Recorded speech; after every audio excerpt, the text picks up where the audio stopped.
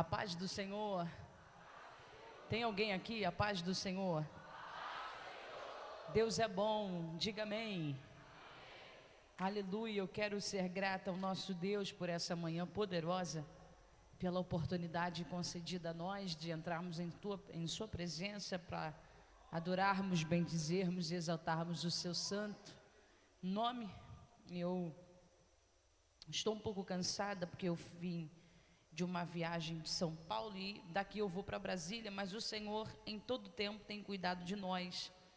Eu quero agradecer aqui ao pastor presidente Wellington Rocha, ao pastor vice Hermóge Costa e aos líderes, da UMADERV, ao pastor Guilherme Rocha, que nos convidou muito carinhosamente, e a irmã Karina Medeiros. Que o nosso Deus possa, por meio da pessoa de seu Filho Jesus, abençoar os servos dele, que nos receberam aqui com muito carinho. Eu já fui surpreendida, eu já tive um choque, porque enquanto eu subia para cá, o pastor presidente estava lá fazendo a obra. Eu achei aquilo genial, incrível, É um pastor que tem uma posição importantíssima na igreja, no corpo, mas não perdeu o ato de servir, É um servo, um diácono de Deus, do Senhor. Eu estou muito feliz por isso, por estar nessa igreja, por servir esse povo, liderado por esse pastor Wellington. Deus o abençoe. Eu quero pedir para você abrir sua Bíblia comigo em Atos dos Apóstolos 1, 6, rapidinho. Eu prometo que eu vou fazer uma exposição bem objetiva. Vou pegar uma pequena carona no que já está sendo ministrado aqui, desde os louvores. Então eu vou ler um texto conhecido, uma exposição rápida, objetiva. Nós vamos caminhar.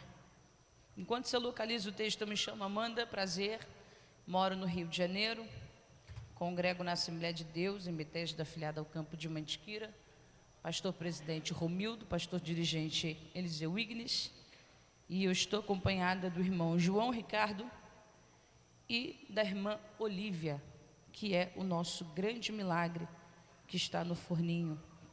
Deus é bom, diga amém. Quem achou, diga aleluia. Está escrito assim, 1:6 de Atos dos Apóstolos. Então os que se haviam reunido lhes consultaram o Senhor: será que este é o tempo em que tu restaurarás o reino a Israel? Ele lhes afirmou: não vos compete saber as épocas ou as datas que o Pai estabeleceu por sua exclusiva autoridade. Contudo, recebereis poder quando o Espírito Santo descer sobre vós. Sereis minhas testemunhas tanto em Jerusalém como em toda a Judéia e Samaria até os confins da terra. O versículo 5 do capítulo 12 diz que enquanto Pedro estava preso, a igreja orava incessantemente por ele a Deus. Pode se assentar, olhe para cá, me empreste a sua atenção por alguns minutos, rápidos e objetivos. Eu prometo que eu não vou cansar mais os irmãos. Eu sei que as horas não nos esperam, mas eu vou pedir um pouquinho de paciência. Eu posso contar com um pouquinho da sua atenção por alguns minutos ainda? Sim ou não? Amém. Então fica aqui comigo, por favor. Queridos, Atos dos Apóstolos, lido aqui, é um livro que constrói uma ponte entre os registros da vida de Jesus e da vida dos seus apóstolos. Ele ilustra para nós como o Senhor continuou a guiar a igreja sob a influência do Espírito Santo, que é o grande responsável de transmitir as verdades intrínsecas nas Sagradas Escrituras, para que através delas haja um crescimento orgânico no corpo do Senhor, isto é, nós como igreja.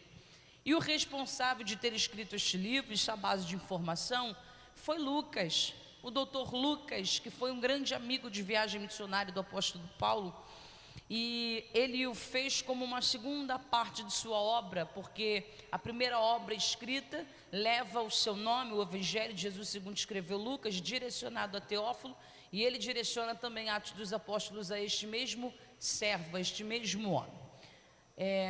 Na primeira parte deste livro ele destaca a vida do apóstolo Pedro, obviamente todos os apóstolos, mas sendo Pedro o líder da igreja, o líder principal ali, na inauguração que se dá no capítulo de número 2. Então nós vemos uma história rápida do capítulo 1 até o capítulo 12, do 13 ao 28, fala sobre a vida do apóstolo Paulo. Paulo foi encontrado pelo Senhor no caminho de Damasco no capítulo 9, mas teve a sua primeira viagem missionária depois de convertido no capítulo 13. Então dali 13, 14, 15, 16 e afins, ele fez muitas viagens missionárias, implantou igrejas e pregou o nome de Jesus. Ambos os homens citados aqui foram instrumentos do Senhor para a pregação do Evangelho, a fim de ganharem almas para o reino.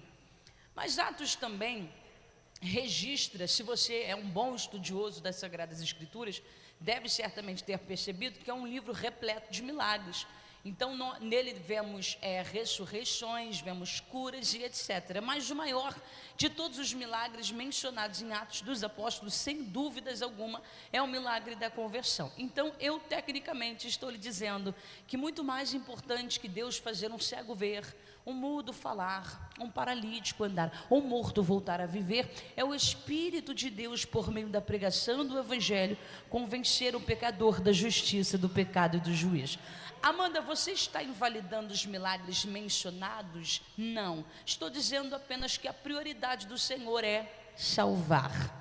Aí nós vemos no capítulo 1 que lemos, antes de Jesus ser assunto aos céus, ele já havia ressuscitado dentre os mortos, estava com seus discípulos por aproximadamente 40 dias, dando instruções finais, quando fora questionado por eles: ora Senhor, é chegado o tempo do Senhor restaurar o reino a Israel? Porque a expectativa dos judeus acerca da vinda do Messias era de um Messias político que fosse devolver ao povo o poder que eles tinham outrora.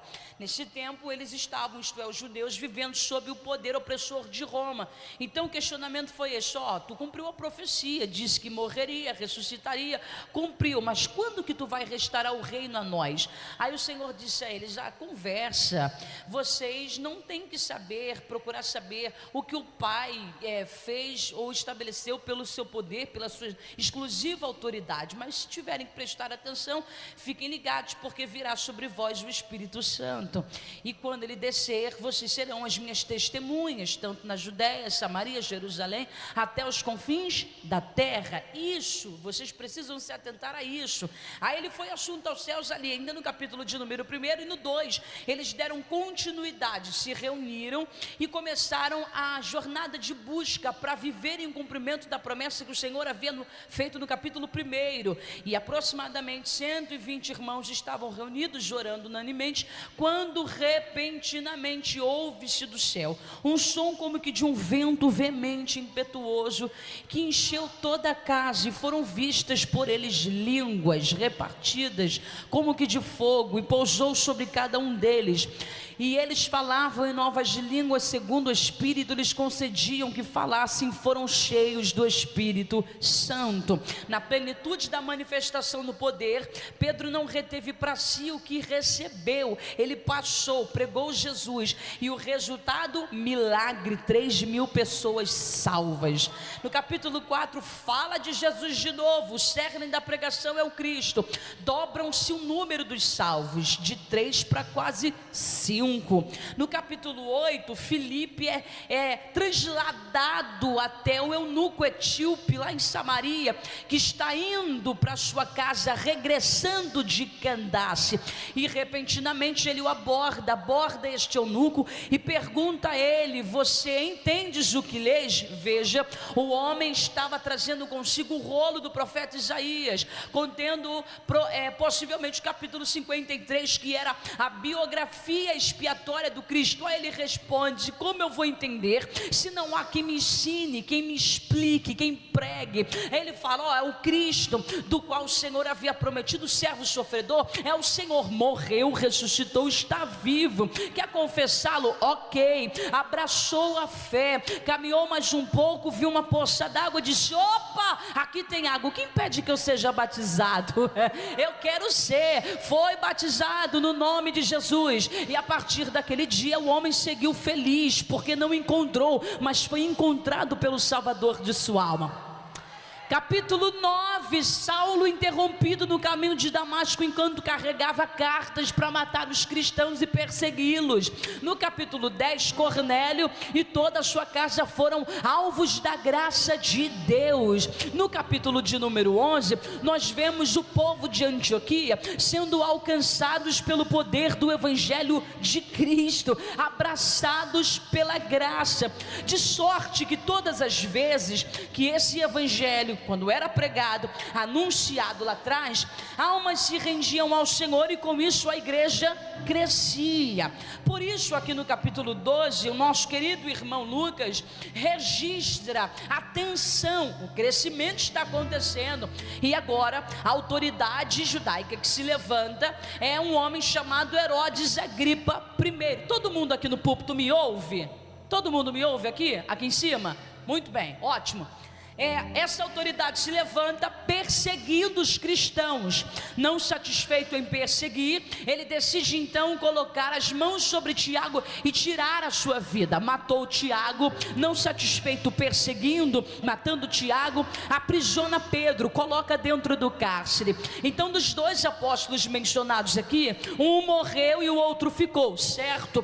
Um perdeu sua vida e o outro apenas a sua autoridade, a sua liberdade, certo? Agora a pergunta que eu faço nessa manhã, a quem ainda me ouve, é esta: se o Deus que nós servimos, o Deus que prestamos adoração, o Deus cujas sagradas escrituras fazem questão de mencioná-lo como Senhor, como Rei, como Deus poderoso, o ser que está sentado sobre um alto e sublime trono, o Deus que estende os céus como alguém que estende o lençol, o Deus que chama os exércitos das estrelas pelo nome e nenhuma delas ousem faltar em sua presença, aquele que carrega os oceanos da terra na concha de suas mãos, aquele que usa o globo que gira no meio do nada como escabelo para o descanso dos pés. Se ele tem poder sobre a vida, autoridade sobre a morte, tudo e todas as coisas nas mãos, por que ele permitiu a morte de Tiago e um possível livramento de Pedro nesse contexto? Se você pensou em favoritismo, eu vim dizer, não é possível, porque tanto Tiago quanto Pedro eram úteis, pregavam o mesmo evangelho, conheceram o Pai que fora revelado por meio da vida do Filho. Eles estiveram presentes em momentos icônicos da vida terrena do nosso Senhor. Mas eu torno a perguntar: se assim o é, por que um se foi e o outro ficou? Você está preparado para a resposta? Todo poder, domínio, sabedoria e soberania estão nas mãos de Deus, para Ele fazer o que quiser no momento e na hora em que decidir. Para ficar claro como água, a uns Ele salva na morte, outros ele salva da morte. Pegou? O trabalhar de Deus foi o mesmo, de uma forma diferenciada. A primeira lição: o Deus do vale também é o Deus da montanha. O Deus da escassez também é o Deus da bonança. O Deus que dá vida tem poder de tomá-la. Afinal de contas, Ele é o dono, Ele é autor, faz o que quer, no momento que quer, na hora em que quer, ainda que a nossa mente bugue e a gente não consiga entender.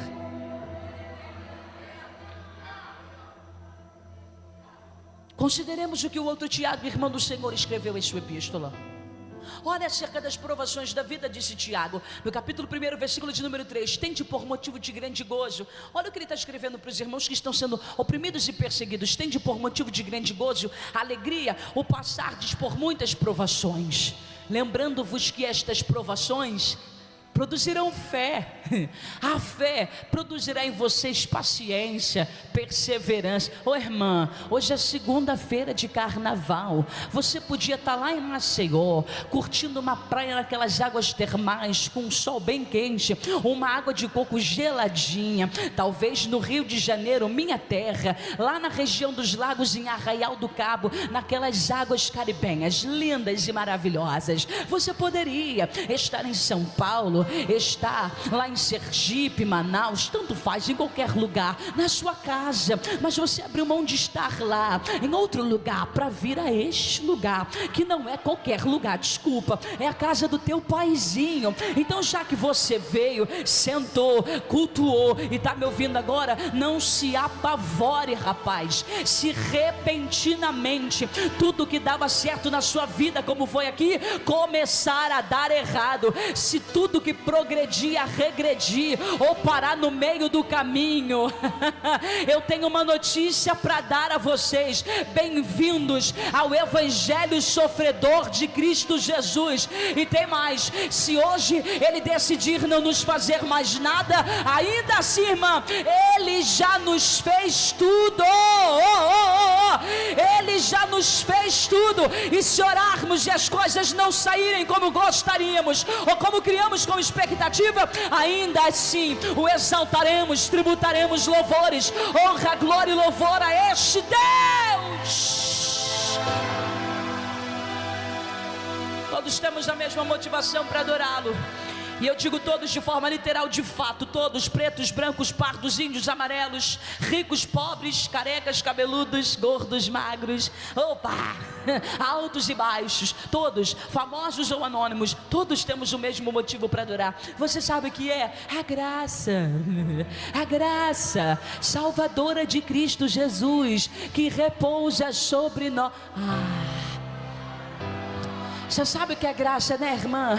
A graça de Deus é a oportunidade de salvação concedida a um pecador perdido por intermédio do sacrifício de Jesus na cruz. Isso é lindo. Efésios capítulo 2, versículo 1, Paulo disse: Ele vos deu vida, estando vós mortos nos próprios delitos e pecados. Estávamos mortos, viemos de Adão. Se Adão é o tronco embrionário da humanidade e ele morreu por conta da sentença do pecado, logo os que vieram depois dele também morreram. Mas aí vem Paulo, Efésios 2:1, Ele vos deu vida, estando vós mortos dos próprios delitos e pecados. No mesmo capítulo, versículo 8 e versículo 9, ele diz: pela graça, favor imerecido, pela graça sois salvos, por meio da fé. Isso não vem de vós. Você pode orar todo dia, subir o monte toda semana, ler a Bíblia periodicamente. Isso não vem de vós, é um dom de Deus. Não vem de obras para que o homem não se glorie. Eu posso rasgar o verbo para você entender. Nada do que você já fez de bom pode fazer até chamar mais. Como nada do que você já fez de errado pode fazer até eu chamar menos ou deixar de te amar, rapaz. Não é meritocracia, é graça. Eu não merecia, você não merecia, mas Ele nos amou. Ele deu o seu Filho unigênito para que todo aquele que nele crê não pereça, mas tenha vida eterna. Aleluia. Deus é tão bom, diga: Deus é bom, que à medida que nos concedeu graça, nos bonificou com algo chamado misericórdia. Misericórdia em seu original significa livramento de um grande castigo. Veja o equilíbrio no atuar de Deus, porque ao mesmo tempo que Ele nos concede graça para salvar, Ele nos concede misericórdia para privar. Privar do quê? De um castigo. Se a graça me possibilita viver em Jesus aquilo que eu não mereço, que é a salvação, a misericórdia me priva de viver o que eu merecia. E o que eu merecia? O inferno. Sem problema nenhum citaria para vocês Romanos, do capítulo 1 ao 16, uma das mais brilhantes cartas para falar sobre soteriologia. Mas eu fico com o Antigo Testamento ainda vendo um profeta observando a sua pátria ser destruída e os patriotas de sua nação levados para o cativeiro por conta de uma profecia e obviamente de suas desobediências. Eles foram levados para lá. Mas eu vi ele declarar: as misericórdias do Senhor, veja, elas não eram passado nem serão futuro, elas são hoje, presente, permanentes. as causas de nós não sermos consumidos. Novas são todas as manhãs. Que horas são agora? 12:15. Eu estou dizendo que hoje bem cedo, a claridade da luz dessa segundona que invadiu a janela do teu quarto e te impossibilitou de dormir até mais tarde, como talvez você gostaria, por estar muito cansado nessa rotina de carnaval. Não foi a tua sensibilidade de ouvir o despertador tocar, porque tinha que vir no culto matinal. Foi o ato ansioso de Deus de te despertar para dizer: moça, eu estou renovando a misericórdia e com ela te possibilitando a oportunidade de recomeçar mais um dia. Será que você pode me ajudar? Porque eu sou assembleana, eu estou numa Assembleia de Deus com assembleanos também. Sacode o ombro de alguém que você seja íntimo, ou dá um tapa se você puder. Se não quiser, não tem problema, mas se você for íntimo, diga para ele: bota um sorriso no rosto, rapaz, porque você está vivo.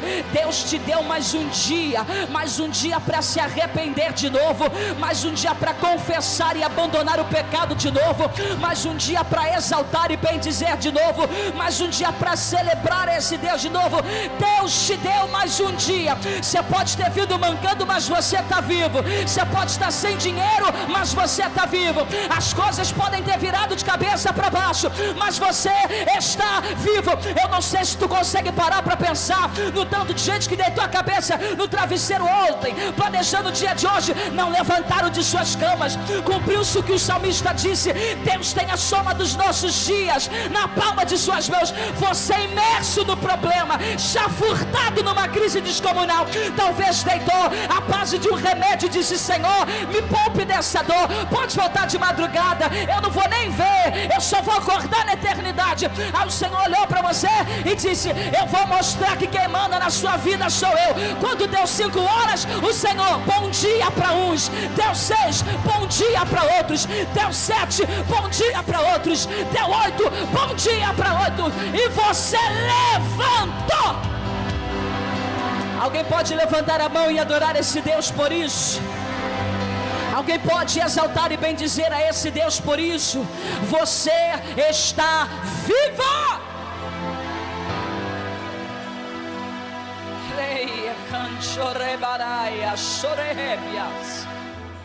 Aleluia, aleluia. Quando pensar em reclamar, lembre se você acordou hoje de manhã.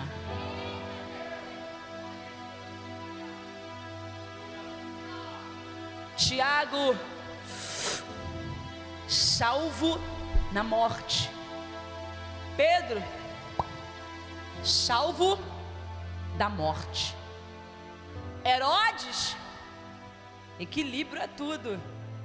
Matamos um, poupamos o outro, por enquanto.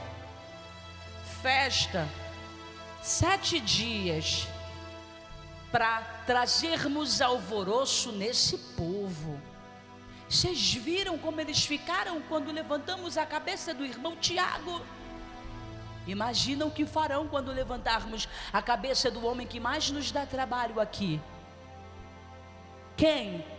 Pedrão. Só que nós vamos prendê-lo. Primeiro, coloquem-no no cárcere. Aonde? Só que veja bem, ele vai ficar escoltado. Quando falamos de escolta, falamos de companhia, certo? Escoltado. Por quantos soldados? 4 quaternos. Uma conta básica, 16.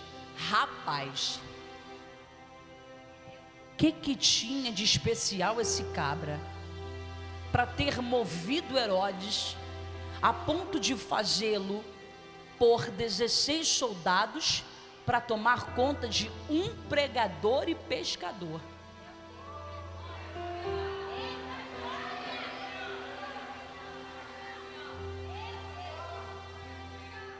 Ai, Senhor, vem cá, deixa eu te contar a história. Se tu não sabe acerca do homem que prendeu, eu vou te dizer, eu vou te contar. Olha, ele foi preso a primeira vez pelo Sinédrio Judaico lá atrás, sabia disso? Ele foi muito açoitado porque pregava esse Cristo aí pelas ruas de Jerusalém e fazia alvoroço porque essas pessoas aceitavam esse Cristo aí e começavam a professar a fé, abandonando as práticas das leis judaicas, o judaísmo, tá? E aí que ele saiu, Senhor? Da onde? Ele saiu da cadeia. Como? Eu não sei dizer. Fizeram uma investigação, Senhor, e o carcereiro não viu, o chefe da guarda não soube responder, os demais soldados não viram sair, mas no fim soubemos que a porta que o prendia se abriu. Ele para as ruas saiu e pregou o nome do Cristo que salvou sua vida de novo. Não, isso não é possível. Tem mais, teve uma segunda vez. Está preparado? Se tiver em pé, senta para não se assustar. Ele saiu de novo, como? Eu não sei. Investigaram e o carcereiro não soube responder, o chefe da guarda não soube responder, os demais soldados não souberam responder, mas repetiu-se. A porta que o prendia se abriu. Ele com vida saiu e voltou para as ruas para pregar esse Jesus. A Herodes, rapaz, esse cara dá trabalho. Saiu a primeira, saiu a segunda. Não tem como. Vai pôr o nosso nome na vergonha. A terceira vez não pode acontecer. 16 soldados. Moça, vem cá, me ouve aqui, por favor. Eu não estou falando de um pedófilo, ok? Eu não estou falando de um traficante de drogas, beleza? Eu não estou falando de um político corrupto que se considera chefe de Estado. Eu não estou falando de um homem que era ameaça para a sociedade. Eu estou pregando sobre um cidadão do reino. Alguém me ouve? Eu estou pregando sobre um cidadão do reino que virou ameaça para o inferno pelo peso da mensagem que pregar. Olha para alguém que está perto de você e diz assim: você dá trabalho por onde passa. Fala, mas é por aí mesmo. Jesus te chamou para dar trabalho para o inferno. O diabo tem horror à sua vida por saber a potência que você é nas mãos daquele que te chamou das trevas para a sua maravilhosa luz. Ele não te encheu do Espírito à toa. Ele não te encheu do Espírito para fazer aliança errada. Ele não te encheu do Espírito para pregar massageando o ego de ninguém. Ele te encheu do Espírito para ir na contramão.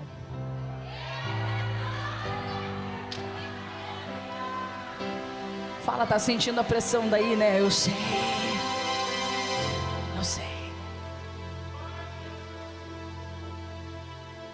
Vamos procurar saber quem foi esse homem.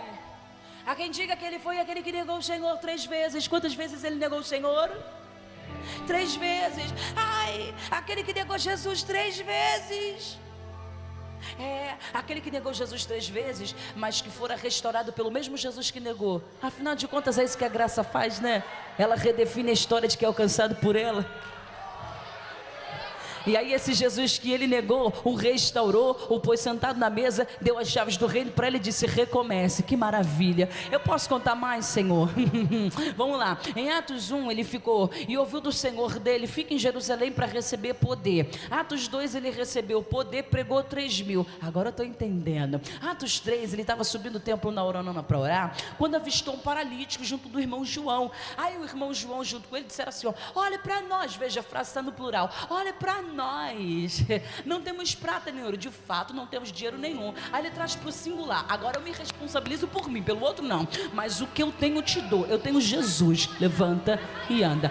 O homem levantou. Agora entendi. Aí no capítulo 4 ele pregou de novo. Subiu o número dos salvos. Não são mais 3, são quase 5.000. No 5, Senhor, ele desmentiu Ananias e Safira no período da oferta. Ambos morreram diante do altar no nome de Jesus porque mentiram. No 6, como um líder nato da igreja, não se sobrecarrega, mas delega funções. Ele separou os diáconos sob imposição de mãos, e 7 homens foram levantados para cuidarem das viúvas. Dos 7, o primeiro apologista do Novo Testamento que brilhou no capítulo de número 7, chamado Estevão, pregou de maneira profunda e brilhante. No capítulo 9, Senhor, no versículo 32, Enéas estava quase uma década sem andar. Ele simplesmente chegou e disse assim: macho, receba a saúde. E o homem andou. No 46 do mesmo capítulo, a irmã Tabita estava morta. Ela estava o quê? Aí ele subiu o cenáculo, se ajoelhou e disse: Senhor,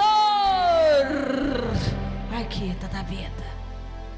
Depois da oração, ele se voltou para o corpo sem vida e disse: Tabita, eu te ordeno, em nome de Jesus, volte a viver. 10, vem Cornélio para o Senhor. Ele me comissionou de te vir, de pregar, ensinar, salvo a família, abraçada pela fé, alcançados pela graça, efeito do ensinamento de Cristo, prática de oração da igreja, ensinados a partir da convivência com o Senhor e do que eles botaram em prática a partir do capítulo 2 de Atos dos Apóstolos, Antioquia, alcançados pela graça de Deus. Aí chega no capítulo 12, ela dispõe um pezão na frente e diz assim: trava enquanto dá. Sabe do que eu me lembrei? Israel, o povo estava crescendo demais. Aí o faraó: rapaz, eu já vi essa cena, isso vai dar trabalho. Vamos fazer o seguinte, vamos dobrar a carga de serviço, porque o trabalho escravo vai tirar a força do povo. Resumindo, nós vamos cansar os homens para que eles não conheçam suas esposas e não lhes nasçam filhos de filhos de filhos. Só que o efeito foi contrário. A Bíblia diz: quanto mais os oprimiam, mais eles cresciam. Isso é povo que está acostumado com trabalho, rapaz. Quanto mais perseguiam, mais o povo prosperava. A lógica do pensamento é muito objetiva. A raiva de Herodes contra Pedro não tinha a ver com o que ele vestia, comia, calçava. Estava no peso da mensagem que ele pregava. Alguém me ouve? Eles falam da tua roupa, mas não é tua roupa. Eles falam do teu sapato, mas não é teu sapato. Falam até do jeito que você prega e canta, mas não é o jeito que você prega e canta. É sobre quem você prega e canta. Bate na mão de 2 ou 3 e diga aí: pregue Jesus. Fala para ele, pregue Jesus. Fala ainda que você seja cancelado nas redes sociais, pregue Jesus. Ainda que você seja hostilizado na sua universidade, pregue Jesus. Ainda que você sofra perseguição no seu emprego, pregue Jesus, pregue Jesus, pregue Jesus, pregue Jesus, pregue Jesus. O Senhor já havia previsto isso, por isso Ele disse aos seus discípulos: o mundo vos odeia, mas sabeis que antes de odiar a vocês, primeiro Ele odiou a mim. O que Jesus estava dizendo nas entrelinhas é: o mundo odeia vocês porque vocês estão aqui. O mundo odeia vocês porque vocês são meus. Você tem um dono, pregue sobre ele, fale sobre ele, discurse sobre ele, exalte o nome dele. Martinho Lutero, quando teve acesso a Efésios 2:8, entendendo o poder da graça de Deus, sabendo que não era por obras, por indulgência, eu preciso comunicar isso a outros. O povo está caminhando de passos largos para o inferno. Pregou as 95 teses, sabendo que sofreria toda a represália, corria risco de morte, mas sem titubear, deixou claro a paz, se possível, mas a verdade a qualquer preço. Se der, a gente vive em paz. Se não, a verdade vai ser pregada, quer ouçam, quer deixem de ouvir. Eu lembrei de Paulo a Timóteo: vem vindo dias trabalhosos, homens que contratarão para si mestres, para falar aquilo que eles querem ouvir. Eles vão ir contra a sã doutrina, mas tu sê sóbrio, Timóteo. Ser sóbrio, pregue tu. Aí ele diz: em tempo e fora de tempo. Em tempo, quando a mensagem for abraçada, aceita, validada. Fora de tempo, quando você for cuspido, oprimido, perseguido, hostilizado. No tempo favorável, pregue. No tempo desfavorável, pregue ainda mais.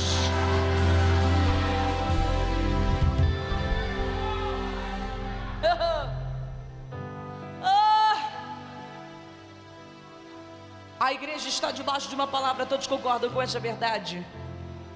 Amém? Por que você não parou entre trancos e barrancos? Por que em 2026 anos de história a igreja não sucumbiu apesar das demasiadas perseguições, de todas as piores formas possíveis? Porque ela tem um dono, cara.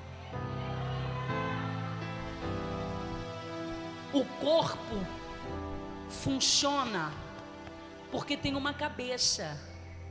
A cabeça é responsável de coordenar todos os membros. Se tira a cabeça, perde a vida. Como é que os membros vão receber as informações? O meu cérebro manda informação para as minhas mãos, para os meus pés. Tem um cabeça na igreja.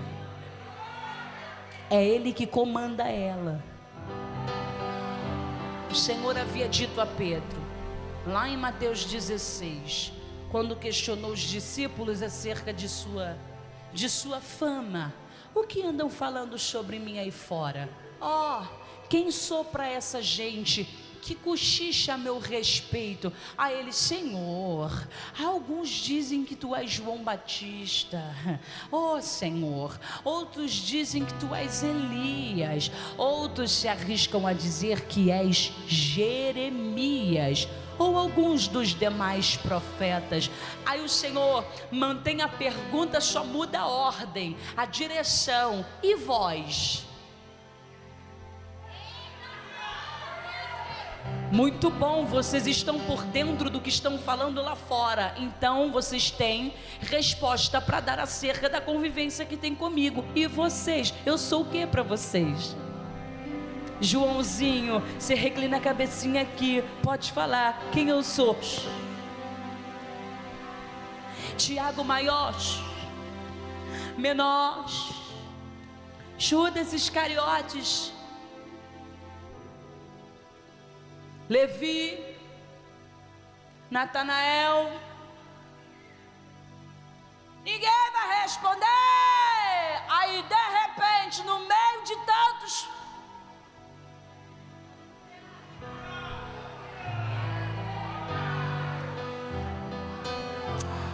vira o olho para cá, vira o olho para lá. O que esse cara vai falar? Como disse MacArthur, o homem que fala enquanto o cérebro está morto. O que esse sujeito vai dizer agora? Ele só fala coisa errada na hora errada. Olhares atônitos, é ele. Aí, bora, Simão, fale aí. Tu é corajoso, a beça, fala. Senhor, tu não és Elias, tu não és João Batista, tu não és Jeremias, nem nenhum dos demais profetas. É mesmo? Diga quem sou então, em alto e bom som. Tu és o Cristo. Ele está chamando Jesus pelo título de ungido. Olha, irmão, que revelação terrível. Tu és o Cristo, Filho do Deus Altíssimo. Ai, eu quero correr nessa igreja, Senhor, me ajuda. Tu és o Filho do Deus Altíssimo.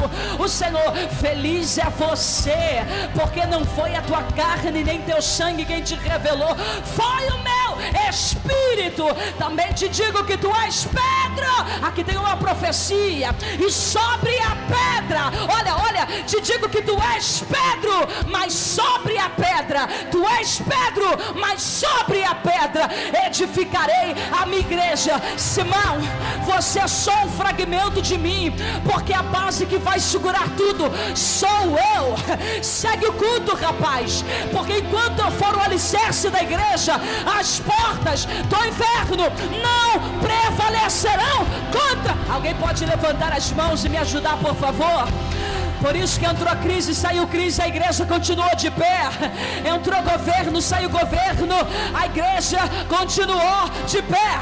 Entrou desgoverno, depois sai também, a igreja permanecerá de pé. Por ela, não, mas pelo cabeça, Jesus. E eu tenho uma notícia para dar. Ele está passeando nessa tarde no meio da sua igreja. Abre a boca e adora.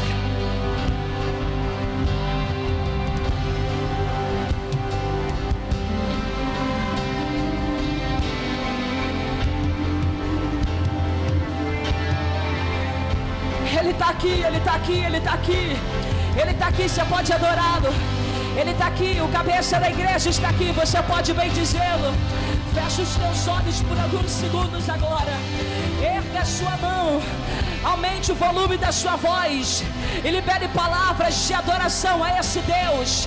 De fato, os sinais seguirão os que creem. Se você crê, manifesta a sua crença agora. Como, Amanda? No glória a Deus, no aleluia, nas línguas estranhas. Se tiver que marchar, marche. Se tiver que correr, corra. Mas faça alguma coisa pelo amor de Deus. Ai, chorebia sole. Aleluia. Aleluia. Regandaraia, chorebias. Aleluia. Aleluia. As portas do inferno não prevalecerão contra a igreja. Ela está debaixo de uma palavra. Ela está debaixo de uma palavra. Por isso Herodes não matou Pedro. Por isso uma palavra o impedia. Por isso uma profecia o paralisava. Você quer mais? Agora eu vou te dar mais motivo para pular com vontade. Versículo 5 está escrito: enquanto Pedro estava preso, a igreja orava incessantemente. Ô irmã, eu estou dizendo que quando o bicho pegou, eles subiram o nível de oração. Você tem como provar? Eu não só tenho como vou. Atos capítulo 2, eles oraram, foram cheios do Espírito Santo. Atos 3, eles estavam subindo o templo na hora nona para orar, o paralítico foi curado. Atos 4:31, eles oraram a Deus para agradecer pela libertação do Pedro, foram cheios do poder. Atos 5, oraram no período da oferta. 6, para a instituição diaconal. 7, sendo morto, Estevão orava. No capítulo de número 9, versículo 46, antes de Tabita ressuscitar, Pedro orou. Mas no capítulo 12, Lucas diz: eles oraram, só oraram, não, incessantemente. Sabe o nível? Amanda, não entendi. Incessante, assíduo, frequente, permanente, fervoroso, contínuo, ininterrupto, incansável. Sobe o nível, pelo amor de Deus.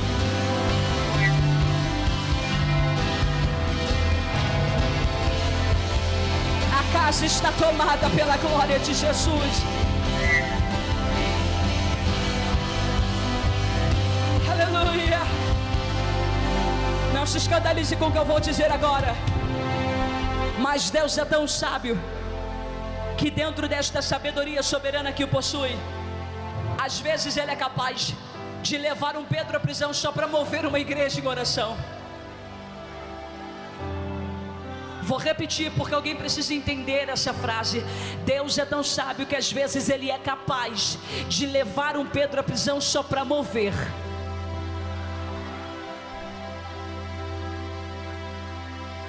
Esse é o momento que você põe a mão na consciência e diz: agora tudo faz sentido. Agora eu estou entendendo. Levanta o altar. Levanta o altar. Sobe o nível.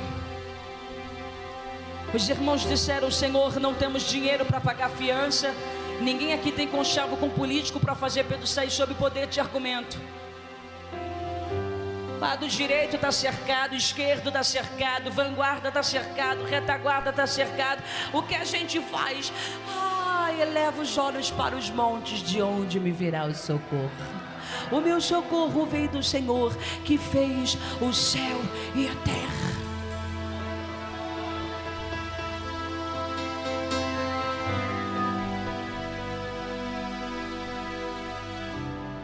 Olha para mim aqui, por favor.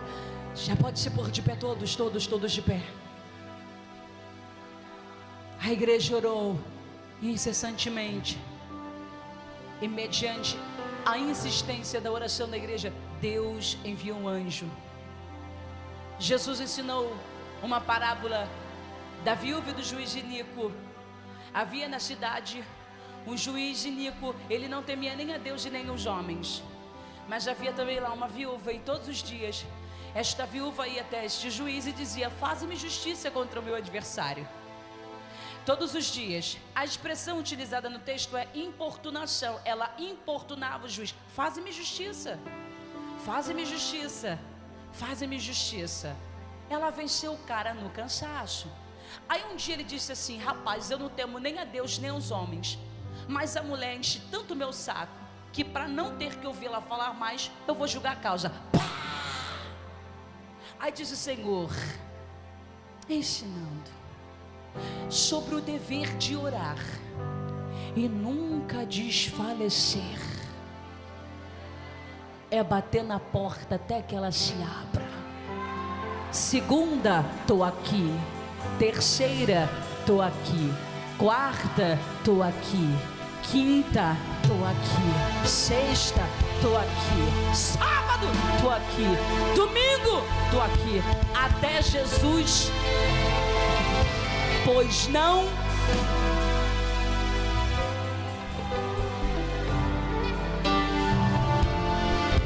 Nos 45 do segundo tempo, vou encerrar agora para você ir para casa. Nos 45 do segundo, Pedro foi visitado pelo anjo. Por quem? Ele estava jurado de morte. E o anjo encontrou dormindo. Pergunta sincerona: quem dorme sabendo que está prestes a perder a vida?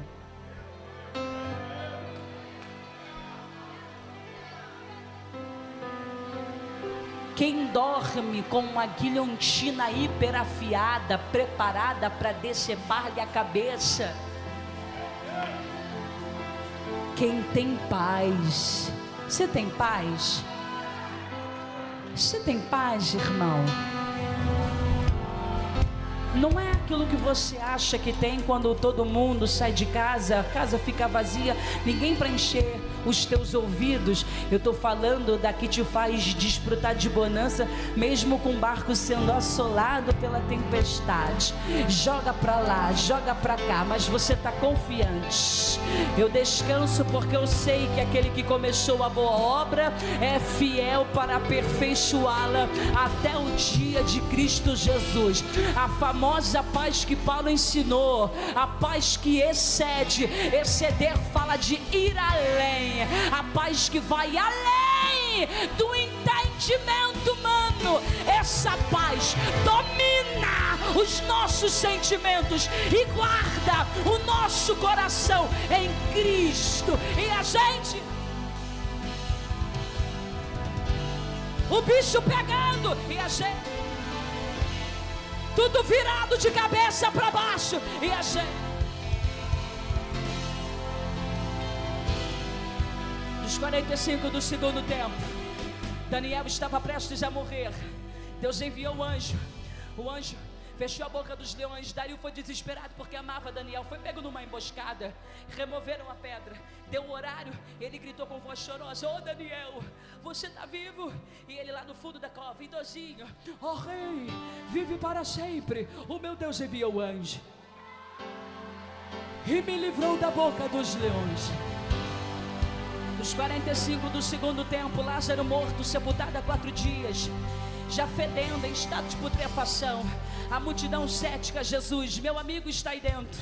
Removam a pedra, removida, venha Lázaro, pode sair. O cara saiu atado, mas vivo depois de 4 dias de morto.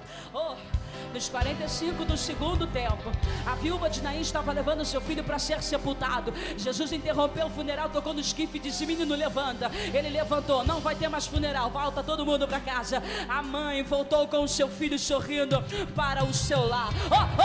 Nos 45 do segundo tempo, a Maria chegou no jardim. Aí o anjo perguntou para ela: por que você está procurando no meio dos mortos aquele que está vivo? Ele não está aqui, ele ressuscitou. Como assim? Maria, sou eu que falo contigo. Nos 45 do segundo tempo ele entra.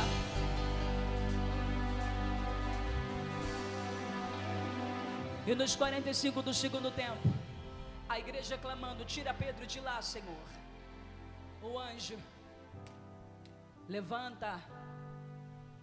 Acabou. Já deu a hora de sonhar, dormir. Bota a sandália no pé, veste essa calça, rapaz, coloca nas costas tua capa e vamos embora. Não me pergunte porque eu não estava lá para saber, mas pela 3ª vez, Efatá, a porta se abriu e o Pedro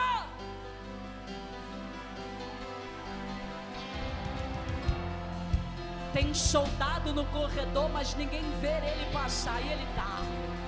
E o anjo: bora que eu tô na frente. Chega na casa da irmã Maria. Eles estão num clamor fervoroso. Último dia. Horas pro perdão perder a sua cabeça. A irmã Rose está limpando a casa. Eu tô ficando cética, não é possível. Eu tô louca. Aí ela foi lá e disse: irmã Maria, para a oração rapidinho. Vem cá. O irmão Pedro está lá fora. Ai, eu não estou ficando doida não. Eu ouvi a voz dele, ele bateu. Era ele. Se não for ele, é o anjo dele. Não, é ele sim. Aí a Maria: não, você está certa, é o anjo. Não, minha irmã Maria, eu conheço a voz do irmão Pedro. Eu conheço o jeitinho dele bater na porta. Eu não consegui nem abrir de tanta emoção que eu fiquei. A irmã Maria: não, é o anjo de Pedro. Era Rode dizendo: rapaz, eu só vim dizer que a resposta das orações que vocês fizeram até agora já chegou, tá lá na porta, é só abrir e deixar entrar. Deixa entrar. Tem novidade chegando nos 45 do segundo tempo. Alguém crê? Alguém crê? Tem socorro de Deus chegando nos 45 do segundo tempo. Alguém recebe essa palavra? Os sinais seguirão os que creem.